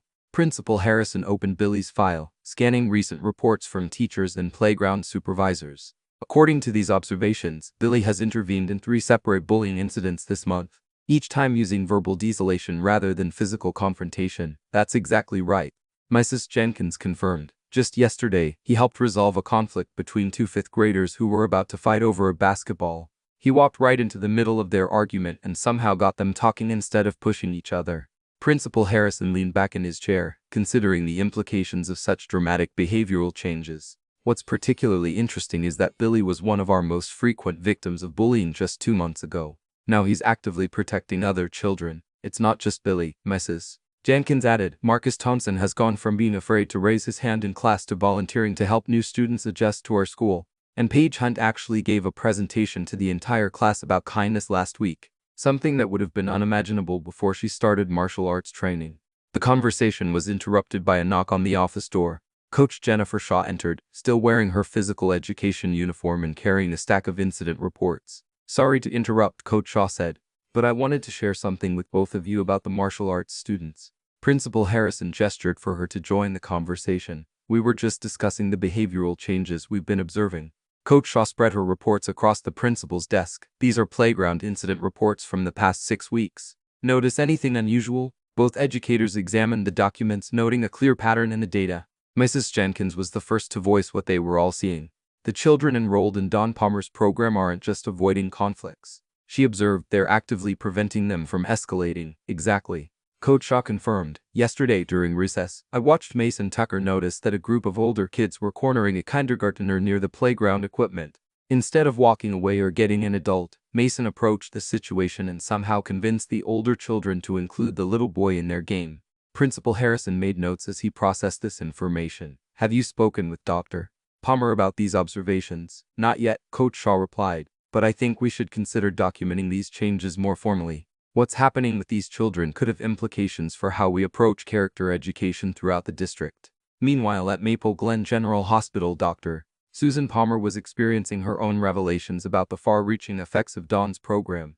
During her lunch break, she had been approached by Dr. Rachel Mitchell, a pediatric psychologist who worked with the hospital's family counseling services. Susan, I hope you don't mind me asking about your daughter's martial arts program, Dr. Mitchell said as they sat in the hospital cafeteria. I've been seeing some of your students in my practice, and the changes have been extraordinary. Susan looked up from her salad with interest. Which children are you working with? I can't discuss specifics due to confidentiality, Dr. Mitchell replied carefully, but I can tell you that several children who have been struggling with anxiety, self-esteem issues, and trauma responses have shown remarkable improvements in starting Dawn's classes. She pulled out a small notebook and consulted her notes. One child, who hadn't spoken above a whisper in therapy sessions for 6 months, gave a detailed presentation about conflict resolution techniques last week. Another student who had been having nightmares about school bullies told me yesterday that she feels safe and confident for the first time in years. Susan felt a familiar warmth of professional satisfaction mixed with maternal pride. Dawn has always had an intuitive understanding of what children need emotionally. I think she gets that from her grandfather. It's more than intuition, Dr. Mitchell observed. The principles she's teaching align perfectly with evidence-based approaches to trauma recovery and resilience building. I'd love to discuss collaborating with your program to help children who need additional psychological support. The conversation was interrupted by Dr. James Morton, the hospital's chief of staff, who approached their table with an expression of professional curiosity. Dr. Palmer, I've been hearing remarkable things about your daughter's teaching program, Dr. Morton said. 3 different families have mentioned during medical consultations that their children's confidence and emotional stability have improved dramatically since starting martial arts training. Susan's eyebrows rose in surprise. Parents are discussing the program during medical appointments, more than discussing it, Dr. Morton replied. They're crediting it with helping their children overcome significant emotional and behavioral challenges. One mother told me that her son's chronic stress-related stomach aches disappeared completely after he started learning what she called inner peace techniques. Dr. Mitchell nodded in agreement. The mind-body connection in martial arts training, especially as Dawn appears to be teaching it, creates powerful therapeutic benefits that complement traditional psychological interventions. Have you considered documenting these outcomes more formally? Dr. Morton asked. The medical community would be very interested in research demonstrating the psychological and physiological benefits of this type of youth programming. At Thunderstrike Dojo, Dawn was leading an advanced session for students who had demonstrated exceptional growth in both technical skills and character development. The group included Riley Porter, Camden Frost, Mason Tucker, and several other children who had emerged as natural leaders within the program. Today we're going to learn about something my grandfather called invisible strength. Dawn announced to the gathered students. This is the kind of power that changes situations without anyone getting hurt.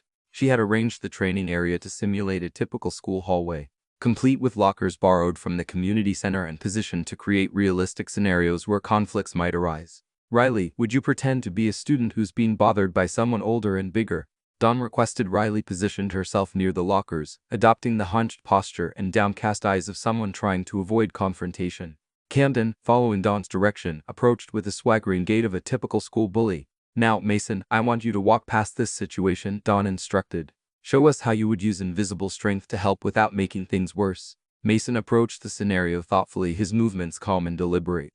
Instead of directly confronting Camden or calling for adult intervention, he simply joined Riley near the lockers and began a casual conversation about homework assignments. Hey Riley, did you understand that math problem from yesterday? Mason asked naturally. I was hoping we could work on it together. The simple act of providing social support transformed the dynamic immediately. Camden found himself facing two students instead of one isolated target, and the casual nature of Mason's intervention gave him an easy way to disengage without losing face. That's perfect, Dawn observed. As the roleplay concluded, Mason used invisible strength by changing the situation rather than escalating it.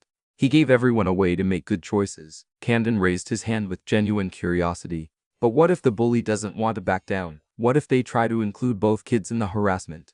Dawn smiled at the thoughtful question. That's when we move to the next level of invisible strength. Riley, would you show us? Riley repositioned herself in the scenario, this time demonstrating how calm, confidence, and clear communication could diffuse aggressive behavior without creating confrontation. I understand you're upset about something, Riley said to Camden's character, but we're not interested in whatever's bothering you. We're just trying to do our schoolwork. The technique of acknowledging the aggressor's emotional state while setting clear boundaries proved remarkably effective in the role-play scenario.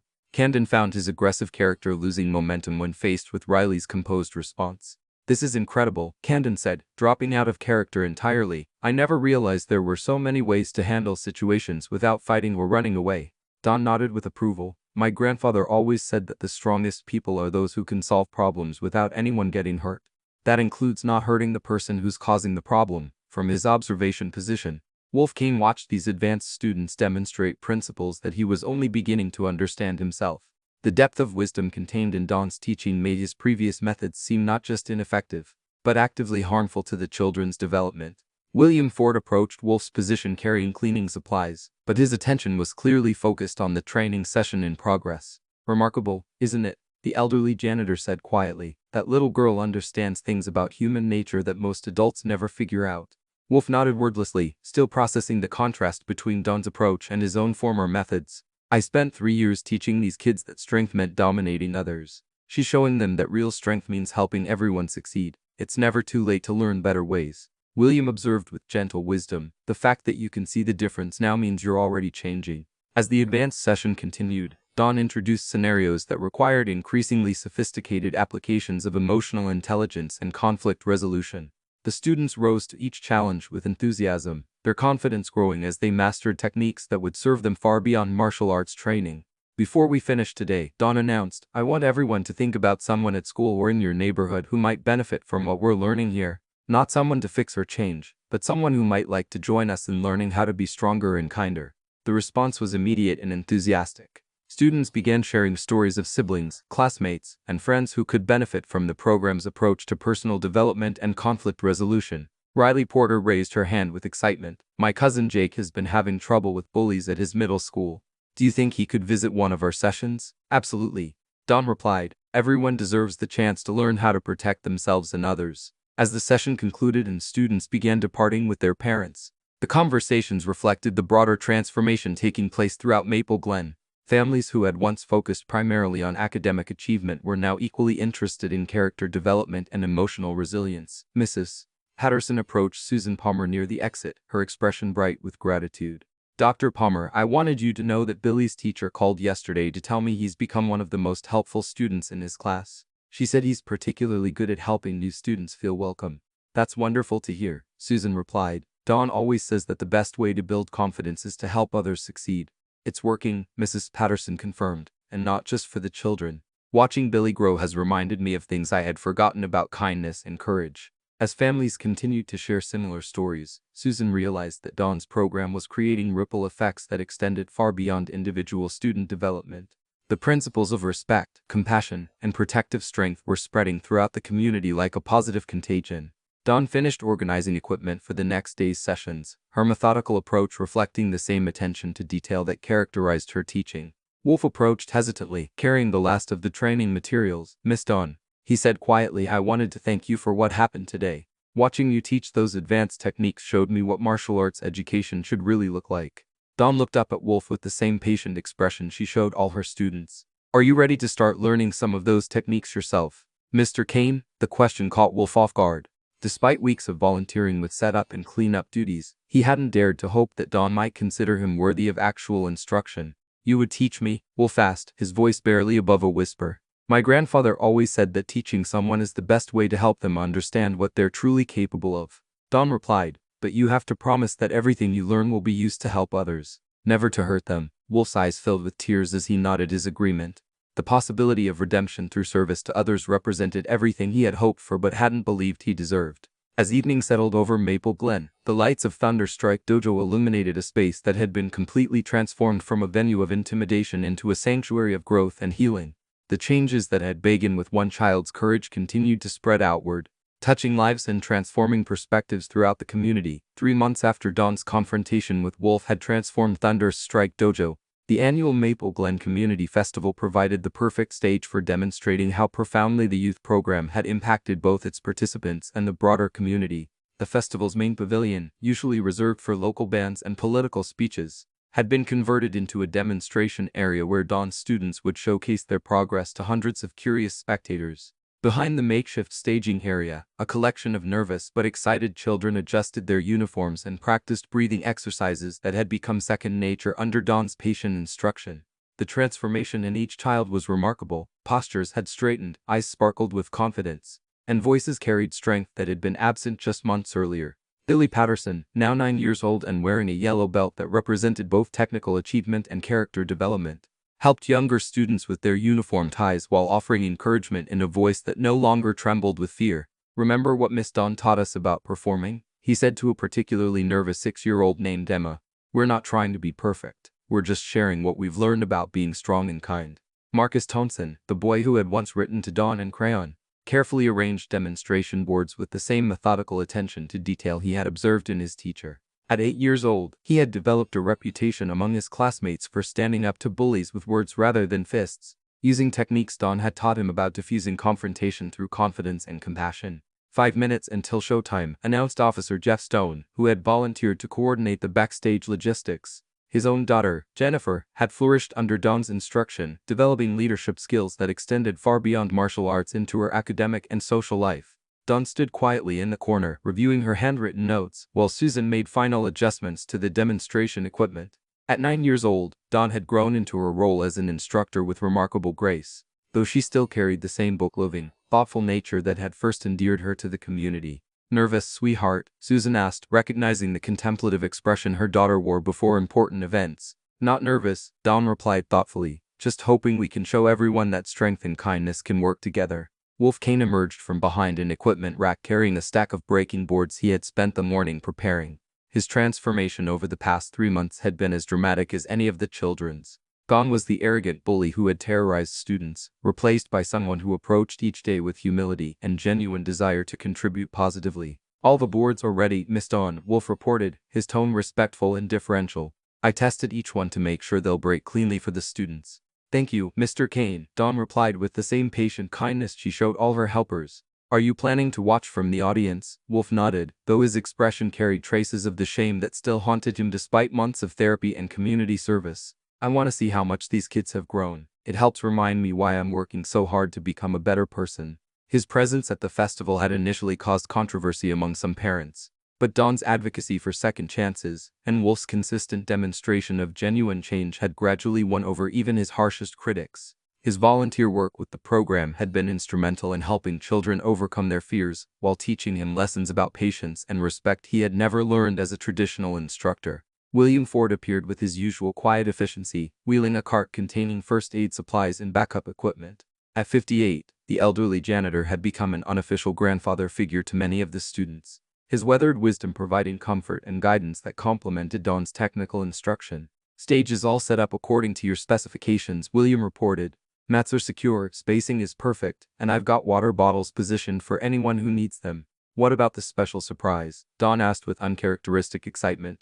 William's weathered face creased into a conspiratorial smile. "Everything's ready. Ray confirmed it 10 minutes ago." Before Don could respond, Camden Frost burst through the backstage curtain with barely contained enthusiasm. Now 15 years old and wearing an orange belt that represented both technical skill and leadership qualities, Camden had evolved from Wolf's favorite student into one of Don's most dedicated assistant instructors. "Miss Dawn, you need to see the crowd," Camden announced breathlessly. "There must be 800 people out there, and some of them drove from other counties just to see our demonstration." Indeed, news of Don's innovative teaching methods and the remarkable transformation at Thunderstrike had spread throughout the region. Educational consultants, child psychologists, and martial arts instructors from neighboring communities had come to observe what many were calling a revolutionary approach to youth instruction. "Remember," Dawn addressed her assembled students, "we're not performing to impress anyone. We're sharing what we've learned about being strong, kind, and brave. If you make a mistake, just smile and keep going. Everyone out there wants to see you succeed." Ray Burke's voice crackled through a borrowed pause system as he began introducing the demonstration to the waiting crowd. His words carried the pride of someone who had witnessed transformation that exceeded his wildest expectations. "Ladies and gentlemen, 3 months ago, this program didn't exist. Today, you're going to witness something extraordinary. Children who have learned that true martial arts is about building character, protecting others, and finding strength through compassion." The students lined up in order of belt rank, their faces reflecting calm confidence rather than performance anxiety. Don had spent weeks preparing them not just for the physical demonstration, but for the emotional resilience required to perform under public scrutiny. As they walked onto the stage, thunderous applause erupted from the packed audience. Parents beamed with pride while community members who had heard stories about the program's impact finally witnessed the results firsthand. Dawn stepped to the microphone with the same measured composure she brought to all of her teaching. "Good afternoon, everyone. Before we begin our demonstration, I want to tell you what these children have taught me over the past 3 months." She paused, allowing her gaze to sweep across the assembled crowd. "They've taught me that courage isn't about not being afraid, it's about doing the right thing even when you are afraid. They've taught me that real strength comes from helping others become strong, too, and they've taught me that making mistakes is just part of learning to be better." The simple wisdom contained in her words resonated through the crowd, creating an immediate connection between performer and audience that transcended mere entertainment. "Today you'll see them break boards, demonstrate techniques, and show what they've learned about protecting themselves and others," Dawn continued.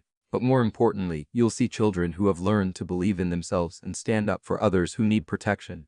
As the demonstration began, each child performed with a confidence that amazed longtime observers. Billy Patterson broke his board on the first attempt, and immediately helped a younger student who was struggling with her technique. Marcus Thompson led a group exercise in conflict resolution, showing how calm presence and clear communication could prevent potential fights. Camden Frost demonstrated advanced techniques while explaining the philosophy behind each movement, his voice carrying the authority of someone who truly understood what he was teaching. The transformation from arrogant bullying training to compassionate leader was so complete that several audience members were moved to tears. But the most powerful moment came when Mason Tucker, now 12 and wearing a green belt, stepped forward to address the crowd directly. 3 months ago, I was afraid to come to martial arts class," Mason said, his voice steady and clear. "I thought I wasn't good enough, that I'd never be strong enough to stand up for myself or anyone else." He gestured toward his fellow students. "Miss Dawn taught me that I was wrong about what strength really means. Everyone you see here has gotten stronger, but not just in their bodies. We've gotten stronger in our hearts. We've learned to help instead of hurt, to build up instead of tear down, and to see the best in people even when they can't see it in themselves." Mason's eyes found Wolf Kane in the audience, and his next words carried forgiveness that left many spectators speechless. "We've even learned that people who hurt us can change and become people who help us if we're brave enough to give them that chance." The demonstration concluded with all the students forming a circle and reciting the program's motto in unison. "Strong bodies, kind hearts, brave spirits." Their voices carried across the festival grounds, reaching hundreds of people who had come seeking entertainment, but found something far more meaningful. As applause thundered across the stage, Dawn felt a presence beside her that seemed somehow familiar despite being impossible. For just a moment, she could have sworn she felt her grandfather's hand on her shoulder, his voice whispering words of pride and encouragement that no one else could hear. The demonstration had showcased technical skills and physical prowess, but its true power lay in proving that martial arts could be a force for healing, growth, and community transformation. In the space of 3 months, a program born from one child's courage had become a beacon of hope for everyone who believed that people could change and communities could heal. However, not everyone in the audience had come to celebrate. In the back row of spectators, a small group of traditional martial arts instructors from neighboring dojos watched the proceedings with expressions ranging from skepticism to outright hostility. Master Robert Chen, a 60-year-old traditionalist who ran a competing academy in the next town, turned to his colleague with barely concealed disdain. This is exactly what's wrong with modern martial arts education. A child teaching other children about feelings instead of discipline and respect for authority. His companion, Master David Park, nodded in agreement. 9 years old and they're calling her an instructor. It's a mockery of everything martial arts represents. Where's the hierarchy? Where's the proper submission to senior practitioners? Unknown to Dawn and her supporters, this group had come not to observe and learn, but to document what they considered violations of traditional martial arts protocols. They had already begun planning formal complaints to regional martial arts organizations, questioning the legitimacy of allowing a child to serve in an instructional capacity. Master Chen pulled out his phone and began recording the demonstration. His intent clearly focused on finding evidence to support their accusations of improper teaching methods and lack of traditional structure. Look at this chaos, Master Chen muttered to his associates. Students teaching other students. A child giving orders to adults. No clear rank structure or formal protocols. This isn't martial arts, it's therapeutic playtime. Their presence and obvious disapproval didn't go unnoticed by some community members who had come to support Dawn's program. Officer Stone, positioned near the audience perimeter for security purposes, noted the group's hostile body language and began moving closer to monitor their activities. Dr. Mitchell, the pediatric psychologist who had been collaborating with Dawn's program, also observed the traditionalist instructors with growing concern. She recognized the type of rigid authoritarianism that often masked deeper insecurities about changing educational approaches. As the demonstration concluded and families began approaching Dawn and her students with congratulations and questions about enrollment, Master Chen's group prepared to leave. But their leader had one final provocation planned. "Excuse me," Master Chen called out loudly enough for many people to hear, approaching the stage where Dawn was helping students organize their equipment. "I'd like to ask the young instructor a few questions about her qualifications." The crowd quieted as people sensed potential confrontation. Dawn looked up at the older man with the same calm attention she gave all visitors, unaware that his intentions were far from friendly. "Of course," Dawn replied politely. "How can I help you?" Master Chen's smile was cold and calculating. "I'm curious about your rank and credentials. In traditional martial arts, there are proper procedures for advancement and teaching authority. What organization has certified you to instruct others?" The question was designed to highlight Dawn's youth and unconventional path to leadership, potentially undermining her authority in front of the community that had come to respect her abilities. Dawn considered the question thoughtfully, recognizing the challenge beneath its polite phrasing. "My grandfather taught me that the only qualification that matters for a teacher is whether students learn and grow under their guidance. Do you think these children have learned and grown?" The simple response deflected Master Chen's attack while highlighting the tangible results of Dawn's methods. But the traditionalist instructor wasn't finished with his assault on her legitimacy. "Your grandfather isn't here to validate your claims," Master Chen pressed, his voice carrying clearly across the increasingly tense gathering. "In proper martial arts culture, children show respect to their elders and follow established hierarchies. What you've created here appears to be a rejection of traditional values." The accusation hung in the air like a challenge, creating the kind of confrontation Dawn had hoped to avoid. But as she looked around at the faces of her students, their parents, and the community members who had supported their program, she realized that some battles were worth fighting, not for personal vindication, but for the protection of something precious that was under attack. Dawn stood perfectly still as Master Chen's challenge echoed across the festival grounds, her small frame seeming to draw strength from the very air around her.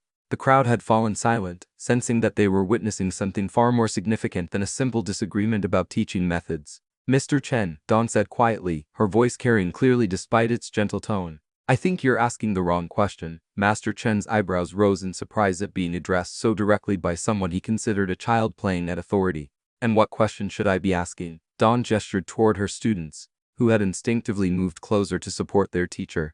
"You should be asking whether these children are safer, happier, and more confident than they were 3 months ago. You should be asking whether they've learned to protect others instead of hurting them." She paused, her dark eyes meeting Master Chen's gaze without flinching. "You should be asking whether martial arts made them better people, not whether they followed rules that someone else made up." The simple response sent ripples through the assembled crowd. Parents nodded in agreement, while other martial arts practitioners began questioning their own adherence to rigid hierarchies that might prioritize form over substance. Master Chen's face screamed with indignation. Tradition exists for a reason, child. Respect for elders and proper authority prevents chaos and ensures that knowledge is transmitted correctly. Whose tradition? Dawn asked with genuine curiosity. My grandfather learned martial arts in the mountains of China from masters who cared more about wisdom than rank. They taught him that the greatest teachers are those who help their students become better than themselves. William Ford stepped forward from the crowd, his weathered face creased with emotion. Young lady is right about tradition. 50 years ago in Vietnam, her great-grandfather saved my life using principles that had nothing to do with belt colors or bowing protocols. He understood that martial arts was about service, not status. Master Chen spun toward the elderly janitor with barely concealed fury. And who are you to speak about martial arts tradition? Someone who learned the difference between real warriors and people who just dress like them. William replied calmly. Lieutenant Michael Palmer fought to protect others, not to prove his superiority over children. Dr. Mitchell approached the confrontation with professional composure. Master Chen, I've been working with several children from this program in my psychological practice. The therapeutic benefits they've experienced under Dawn's instruction are unprecedented in my 20 years of pediatric psychology. Therapy isn't martial arts, Master Chen scoffed. These children need discipline and structure, not emotional coddling. They need exactly what Dawn has been giving them, interjected Officer Stone, his law enforcement authority, lending weight to his words. I've seen the behavioral changes in my own daughter and dozens of other children. Crime and bullying incidents among program participants have dropped to virtually zero. Master Chen found himself facing a united community that refused to accept his dismissal of Dawn's methods. But he had one final card to play. A challenge that would force the child instructor to prove her abilities against adult competition. Very well, Master Chen announced loudly. If this child truly possesses the skills you all claim, let her demonstrate them against someone with proper training and experience. He gestured toward his colleague, Master Park, a man in his 40s with obvious physical conditioning and decades of traditional training. A simple sparring match to settle the question of legitimacy once and for all. The suggestion sent shockwaves through the crowd. Several parents moved protectively toward Dawn while Ray Burke began objecting to the obvious mismatch. Absolutely not, Susan Palmer said firmly, stepping between Dawn and the challenging masters. I won't allow my daughter to be subjected to this kind of intimidation. But Dawn placed a gentle hand on her mother's arm. It's okay, Mom. Sometimes people need to see truth before they can accept it. She looked directly at Master Chen with the same calm assessment she had shown Wolf Kane months earlier. Mr.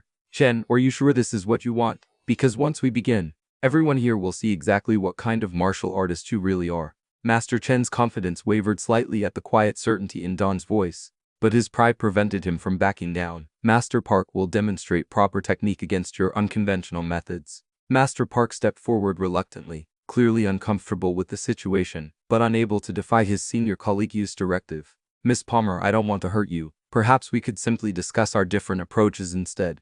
Dawn smiled with genuine warmth.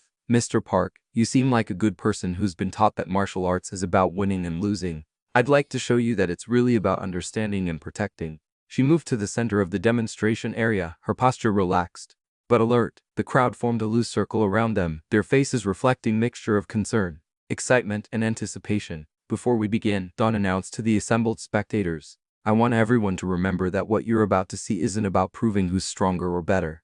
It's about showing the difference between martial arts that builds people up and martial arts that tears them down. Master Park assumed a traditional fighting stance, his movements precise and powerful, but lacking the fluid grace that characterized Dawn's approach. He had been trained to dominate opponents through superior technique and conditioning. Dawn simply stood in ready position, her feet naturally positioned and her hands relaxed at her sides. To untrained observers, she appeared almost defenseless compared to Master Park's obvious preparation for combat. Remember, Dawn said softly, addressing Master Park directly, the goal isn't to hurt each other. It's to understand each other. Master Park moved forward with controlled aggression, executing a series of traditional techniques designed to overwhelm Dawn through speed and precision. His attacks were textbook perfect, demonstrating years of dedicated training and physical conditioning. But Dawn moved like poetry in motion. She flowed around Master Park's techniques with the same impossible grace she had shown against Wolf Kane, redirecting his energy rather than opposing it directly. Each of his attacks seemed to enhance rather than threaten her position. Within seconds, it became clear that Dawn wasn't fighting Master Park. She was teaching him. Her movements guided his attacks in directions that made him off balance while keeping both of them safe from injury. Master Park found himself stumbling forward as his own momentum carried him past Dawn's position. his carefully planned combinations becoming increasingly uncoordinated as she subtly disrupted his timing and balance. "Do you feel it?" Dawn asked gently as Master Park regained his footing. "You're fighting against yourself more than you're fighting against me." Master Park paused, recognition dawning in his eyes as he experienced the same lesson Wolfcane had learned months earlier. His rigid adherence to predetermined techniques was making him predictable and vulnerable. "Try again," Dawn suggested, "but this time, listen to what your body wants to do instead of what you think it should do." Master Park's second approach was markedly different. He moved with less aggression, but more awareness, paying attention to Dawn's positioning and energy rather than simply executing memorized sequences. Dawn responded by moving in harmony with his improved approach, creating a flowing exchange that resembled dance more than combat. She guided him through movements that demonstrated principles he had never encountered in traditional training. For 30 seconds, the two martial artists moved together in perfect synchronization, Master Park's rigid techniques gradually softening into something more natural and effective.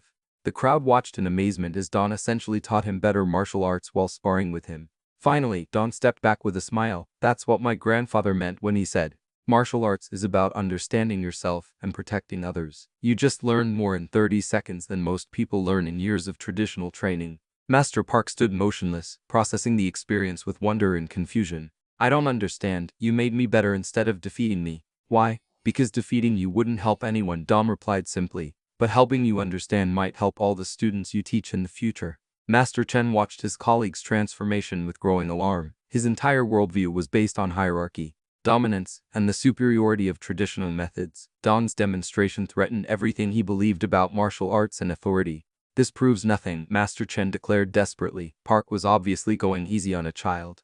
"Real martial arts requires real commitment to victory." Dawn turned toward Master Chen with the same patient expression she showed all her students. "Mr. Chen, would you like to try?"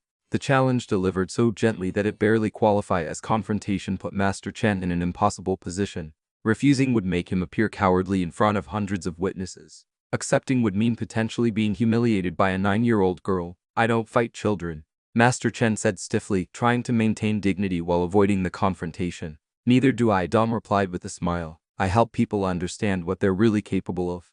Camden Frost stepped forward from the crowd of students, his orange belt catching the afternoon sunlight. "Master Chen, Miss Dawn isn't asking you to fight. She's offering to teach you something important." Riley Porter joined Camden, her natural leadership qualities evident in her confident posture. "We've all learned things from Miss Dawn that we never knew were possible. Maybe you could learn something, too." One by one, Dawn's students moved forward to form a supportive circle around their teacher. Billy Patterson, Mason Tucker, Paige Hunt, and dozens of other children who had been transformed by Dawn's methods stood united in quiet determination. "You see, Mr. Chen," Dawn said softly, "this is what real martial arts looks like.